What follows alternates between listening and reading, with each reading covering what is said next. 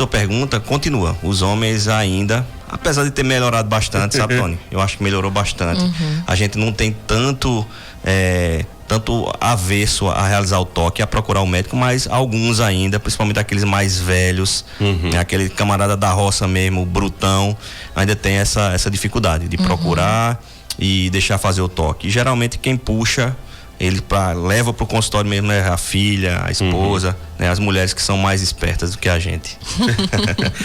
É verdade.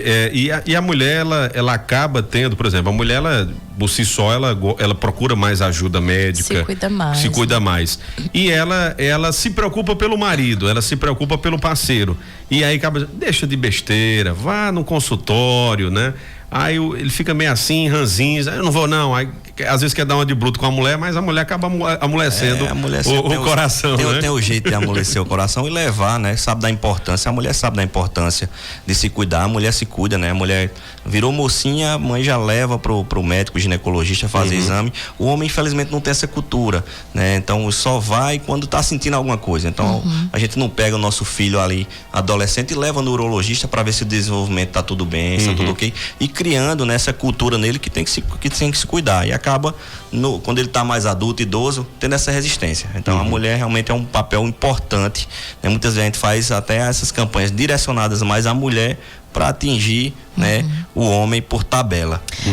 Doutor, por sua experiência, né, no consultório, o senhor já comentou que os homens demoram mesmo aí, né, e quando eles chegam no consultório com algum sintoma, como é que tá a evolução da doença? Tá no início ou infelizmente quando chega já tá mais grave, por ter segurado tanto em casa, né? É muito importante essa pergunta, até porque a gente saiu de um período de pandemia, de Covid, que não existia mais nenhuma doença, né? Era tudo Covid. E aí foram 2 anos, um pouco mais de 2 anos, esses homens que se cuidavam, que procuravam, que faziam os exames, que sumiram dos consultórios. Hoje a gente tá pegando, infelizmente, tá colhendo os maus frutos dessa pandemia, né? Os pacientes chegando já com PSA, que é o exame de sangue alterado, toque retal já com nódulo, e a grande maioria das biópsias que a gente tá fazendo hoje tá vindo positiva, né? Eu faço em média 3 a 5 biópsias por semana. E 90% a mais estão positivas para câncer de próstata, infelizmente. Isso por conta desse período aí que passou sem procurar. Uma coisa importante que a gente se fala em prevenção de câncer de próstata. Na verdade, prevenção mesmo, é difícil a gente falar de prevenção em câncer de próstata, porque em torno de 90% a gente não pode mudar em relação ao câncer de próstata, que é a sua carga genética, que você está herdando do seu pai, do seu avô, tios, entre outros.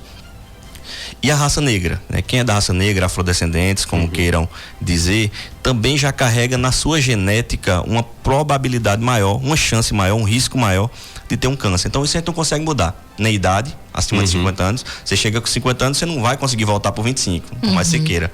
Se você tem uma carga genética e se você é da raça negra, isso você não consegue mudar. Esses são os principais fatores de risco. Isso é 90%. Então só 10% a gente consegue realmente mudar.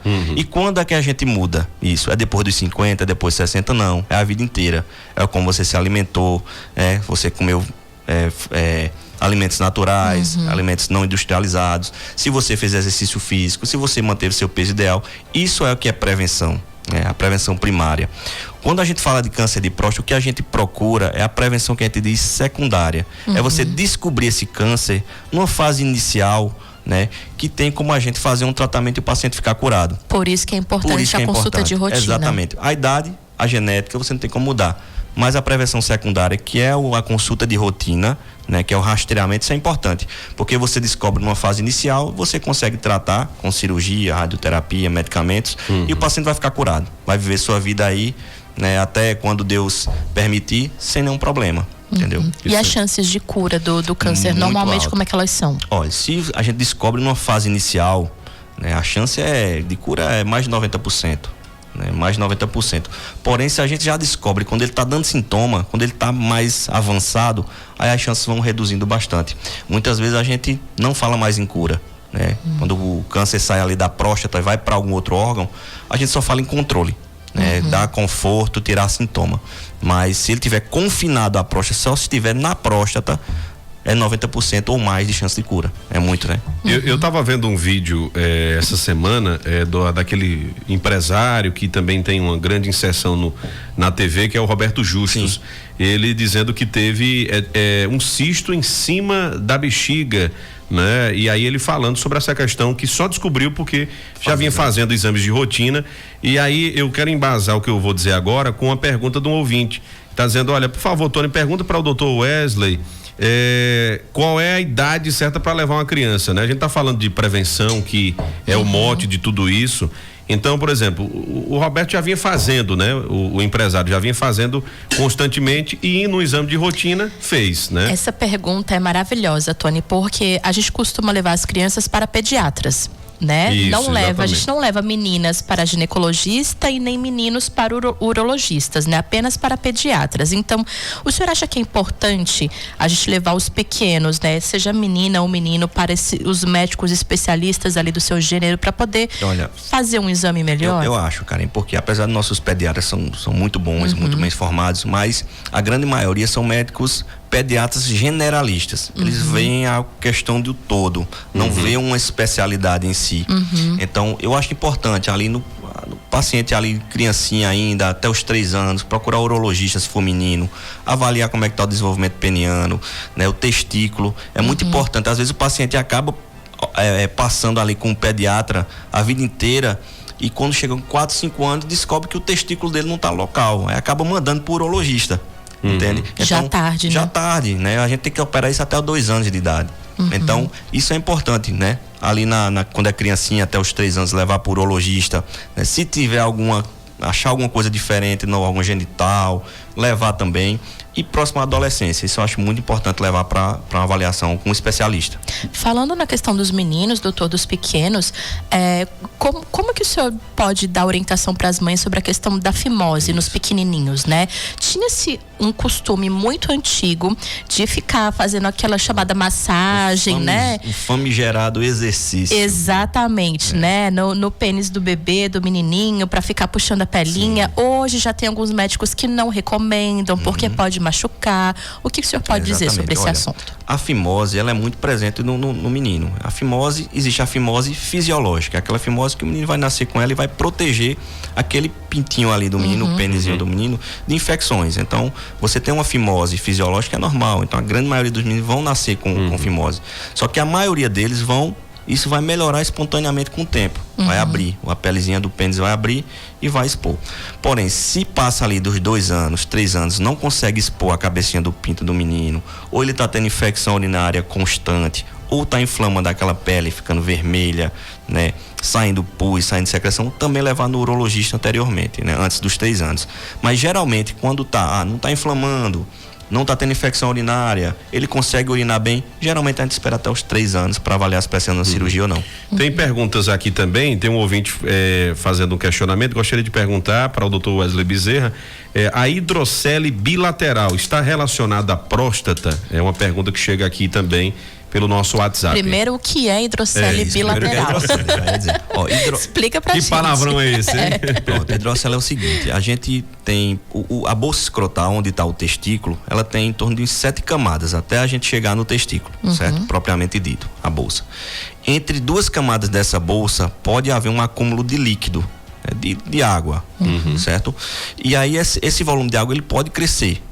E essa é chamada de hidrocele, nada mais é o acúmulo de líquido entre as camadas da bolsa escrotal, tá? Quando é no adulto, isso é causado por inflamações. Aquela pele lá de dentro vai inflamando, toda inflamação gera líquido e vai acumulando, não tem como sair. Na criança é outra coisa, geralmente o líquido escorre dentro da barriga, é outra fisiopatologia.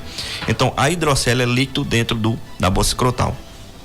Se ela for volumosa, né, se a gente percebe que o testículo está grande, pesado, causando dor, precisa operar. Tá? Porém, existe fisiologicamente, normalmente no homem, uma pequena quantidade de líquido entre essas camadas, justamente para lubrificar. Então, quando é uma hidrocele pequena, de baixo volume, não precisa operar. Quando é de grande volume, que está pesando o testículo, causando incômodo, às vezes até na roupa daquele volume, né? Aí precisa operar sim. Mas não tem relação com a próstata? Não tem nada a ver com a próstata, nada. Aí é uma questão de inflamação ali naquela pelezinha interna do testículo. Quem está lhe mandando aqui os parabéns, né? É o Ambrosino Guimarães, lá do Sítio Tapu de Flores. Tá mandando aqui os parabéns pela entrevista. Então é isso. Em relação ao câncer de próstata, como é que tem sido a incidência de diagnósticos aqui na nossa região, doutor Wesley? A gente tem tido muitos casos, enfim, como é que anda? Eu sei que esse mês vai ser batido muito em cima disso, né? Justamente pelo que a gente está falando, pela incidência de cura quando é identificado o quanto antes, né? Pelos exames de rotina. Ainda eu sei que mesmo a gente tendo, né, todas as explicações, dizendo que não vai tirar masculinidade de ninguém com toque retal, tem outros exames também que colaboram, né, com diagnósticos, enfim. E outra coisa, perfeito, nessa questão do toque, veja, o toque não é obrigatoriamente a gente precisa fazer o toque, tá? Então, se o paciente procura o urologista conversa com ele, vê sintomas, vê o exame de sangue de PSA, nem sempre ele precisa fazer o toque, né? E pode ser que ele faça o toque agora esse ano e daqui a 1 ano, 2 anos ele não faça o toque. Então é uma coisa a se conversar, a se analisar durante uma consulta, não é uma coisa fechada, né? Porque eu vou por urologista, tem que levar o toque. Não é bem assim. Existem alguns detalhes. Em relação ao diagnóstico, na nossa região a gente infelizmente não tem como dar um dado, né? Um dado fidedigno da quantidade de câncer que a gente tem aqui, né? Porque não tem um sistema, né, pra gente fazer essa notificação. Mas o que a gente vê é que vem aumentando muito, né? Eu aqui opero, meus casos, opero com os outros colegas urologistas também aqui, o câncer de próstata, a gente vê que aumentou bastante, coisa que a gente operava menos, agora tá tendo muito diagnóstico. Muito provavelmente por conta do Covid aí que acabou mascarou muita coisa, né? Em casa, exatamente. E assim, tá a importância da gente fazer o diagnóstico precoce. Para você ver, esse ano já, a nível de Brasil, já foram cerca de 16 mil mortes por câncer de próstata, só esse ano, até agora, né? Nos 2 anos, a expectativa é que em 2021 e 2022, em torno de quase 50 mil mortes. Então é uma morte a cada 47 minutos. No Brasil, por câncer de próstata. Uma coisa que é 90% de chance de cura. Então, por que é que está morrendo muito, se é uma coisa que cura tanto? A falta de diagnóstico precoce, a falta de buscar, né, os exames, fazer a prevenção e diagnosticar precocemente e fazer o tratamento. Tão simples, mas eu acho que tá correlacionado, infelizmente, a toda essa mística que tem, das brincadeiras de mau gosto, né? É o camarada que chega. Né? Exatamente. E a questão do toque, né? É o grande problema, acho que é o que sempre se bate na tecla. E quando você vem para uma região nossa, né, do sertão, como o doutor começou iniciando, do homem que, né, é tido como bruto, é aquele que não chora, aquele que, né, não mostra fraqueza. Não pode adoecer, né? Exatamente. Não pode adoecer. E aí é onde aumenta, né, essa questão. Então, enfim, tem que se bater muito nessa tecla, né? E dizer ao homem que e a importância não vai mudar nada na vida dele, né? Vai. O toque é bem tranquilo, poucos segundos, então não tem mistério, não dói, né? Não dói, não é incômodo, não vai ter a masculinidade de ninguém, como eu sempre falo quando eu passo em palestra. Uma mulher que faz uma mamografia, ela sabe quanto dói uma mamografia. Dói muito mais do que um toque retal, você pode ter certeza. Então, um exame bem tranquilo, rápido, indolor, né? Eu sempre falo, o pessoal faz o toque, doutor, já terminou? Diz, claro, mais de 1 minuto tem que ser já namoro, meu amigo. Então, tem que ser rápido, né? Então, em poucos segundos a gente que é experiente, a gente consegue ver se tem um nódulo, se tem alguma coisa ali de alterada. Eu acho que uma coisa também pra gente fechar sobre essa questão do câncer de próstata, e eu sei que muita gente deve estar se perguntando, mas doutor, e quais são os sintomas, né? Os sintomas do câncer de próstata. O que é que começa a aparecer, a apresentar inicialmente, que pode acender aquele alerta, né, para o homem? Tony, no início, geralmente não dá sintoma nenhum, sintoma zero, né? Por exemplo, é como se fosse, por exemplo, uma pressão alta, que a gente vai diagnosticar e não tem sintoma nenhum. Porém, quando aquilo começa a avançar, né, começa a atingir outros órgãos, aí sim pode aparecer sintomas. E na grande maioria das vezes, quando dá sintoma, já está avançado. Então, quais são os sintomas? Sangramento na urina, pode ser de próstata, pode ser de outras coisas também, pessoal, mas assim, é um sintoma de próstata também. Pode ser dor óssea, né, quando já está invadindo o osso. dificuldade para urinar, jato urinário fraco, partido, urinar muito à noite. Então, são sintomas que são comuns a várias outras doenças. Por exemplo, o paciente que tem diabetes pode urinar com muita constância. Então, é um sintomas bastante inespecífico. Então, não tem um sintoma claro, clássico do câncer de próstata. Por isso que é importante procurar. Procurar e fazer esse acompanhamento. Exatamente. A idade ainda permanece a mesma a partir dos 40 anos ou a Sociedade Brasileira de Urologia já mudou esse conceito de idade? Na verdade, o que é que se orienta hoje? Pacientes acima de 45 anos, se tiver fator de risco, que foi aquele que a gente falou no início, raça negra, parente de primeiro grau e obesos mórbidos, esse paciente tem que começar com 45 anos, e quem não tem esses fatores de riscos, acima de 50. Abaixo de 40 não tem benefício nenhum de se fazer o rastreio, porque vai ser muito raro você ter um câncer de próstata abaixo dos 40 anos, como também o câncer de próstata, ele é um câncer, na grande maioria das vezes, que ele vai crescer lentamente. Então, até os 45 anos, se a gente pegasse esse paciente que começou a desenvolver com 40, ele ainda vai ter uma chance muito boa de cura com 45. É bem lento, então, o crescimento. Bem lento, ele cresce muito lentamente. E, doutor, quem já fez o exame, né? Precisa fazer com quanto tempo depois? O que a gente indica é que seja anual. Agora, lógico, tudo é uma questão de paciente a paciente. Por exemplo, vai para mim esse ano, eu fiz o toque normal, fiz o PSA baixinho, não apresentou sintoma depois, então eu posso passar para cada 2 anos, não tem problema. Agora, aquele paciente que desenvolveu sintoma, o PSA um pouquinho alterado, o toque também está limítrofe, é aquele paciente que tem uma carga genética grande, ou seja, aquele paciente tem vários familiares com câncer, que aqui em Serra Talhada, na região da gente, é muito marcante isso. Às vezes a gente atende um paciente hoje, famílias, né, daqui a pouco vem o primo, vem o irmão, vem o tio, todo mundo com câncer de próstata. Então a familiaridade, assim, a questão de família, de genética, é importante. Se você tem algum parente de primeiro grau, principalmente se aquele paciente desenvolver um câncer abaixo dos 60 anos, é muito importante se ir frequentemente, e anualmente, fazer a prevenção. Para a gente fechar de vez, tem uma pergunta aqui que eu achei interessante. Olha, boa tarde, Tony. Pergunta para o Dr. Wesley o que é hérnia inguinal à direita e onde ela é, né? Isso é obrigatório passar por cirurgia. Tá pedindo pra gente. Perfeito. A hérnia, o que é a hérnia? Ó, veja, a gente tem várias camadas para segurar os nossos órgãos internos. Por exemplo, o intestino. Então tem a pele, gordura, e tem uma camadazinha, a última, que ela é bem grossa, bem espessa, que é chamada de aponeurose. Essa é o que segura o intestino lá dentro. Em alguns lugares do corpo, por exemplo, umbigo, né, região da virilha, pode haver uma falha nessa camada, um defeito, um buraco. Então, isso é a hérnia. Quando você tem esse buraco nessa camada, o intestino, a gordura que está dentro da barriga da gente, quer sair por esse buraquinho. Tá? Isso é a hérnia. Então, qual o perigo disso? Se você coloca muita força, pega peso, por esse buraquinho pode querer sair o intestino. E ele fica preso nesse buraco. E quando ele fica preso, a parte que está presa não recebe mais sangue. E ele pode isquemiar, pode fazer aquele estrangulamento. Então, hérnia é um defeito, né? Por onde passa uma estrutura dentro da barriga. E se for na região da virilha, região inguinal, que é o caso aí, ele é sempre cirúrgico. Se for diagnosticado no bebê de 6 meses, ele tem que operar qualquer fase da vida. Essa foi a melhor explicação que eu ouvi de um médico sobre hérnia. Eu também. Tão didática e que todo mundo entendeu. Deu pra entender, exatamente. Rapaz, que legal, viu? Doutor Wesley, muito obrigado, né, por tirar esse tempinho corrido, né? Já vem do hospital, já vai consultório, enfim, e eu sempre acompanho ele lá nas redes sociais, gosto inclusive das respostas, viu? Tem cada pergunta lá. Só diz que se diverte ali, mas assim, é uma maneira, Tony, da gente levar também a informação de uma forma divertida. É verdade.